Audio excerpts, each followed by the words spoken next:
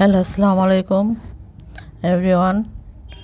তো আজকে আমি ইলিশ মাছ দিয়ে কাঁচকলার ঝোল করব।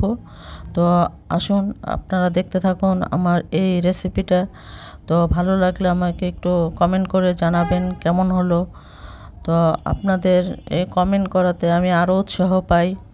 তো কলাটাকে আমি কাটার পরে তারপরে হলুদ দিয়ে লবণ দিয়ে মাখিয়ে নিয়েছি, তাহলে আর কালো হয় না। কাঁচা কলা কাটলে কালো হয়ে যায়, এই জন্য হলুদ দিয়ে লবণ দিয়ে ধুতে হয়। পেঁয়াজ ভেজে নিছি, এর মধ্যে রসুন বাটা, একটু আদা বাটা, একটু 1 চামচ মরিচের গুঁড়া, 2 চামচ মরিচের গুঁড়া, হলুদের গুঁড়া, এগুলো দিয়ে মশলাটাকে কষাবো। তো কষানো হয়ে গেলে আমি সেই কলাগুলি ঢেলে দেবো, কাঁচকলাগুলি ঢেলে দেবো, সাথে পেঁয়াজের কালি দিয়েছি। তো ইলিশ মাছটা ভেজে রেখেছি আগে, ভালো মতো কষাই নিব। কষানো হয়ে গেলে তারপরে ঝোল দেব।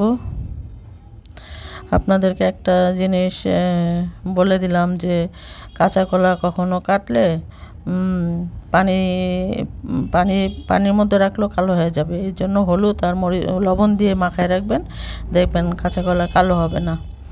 তো এই যে মাছগুলো ভেজে রেখেছিলাম, এই মাছগুলি দিয়ে দিলাম এখন।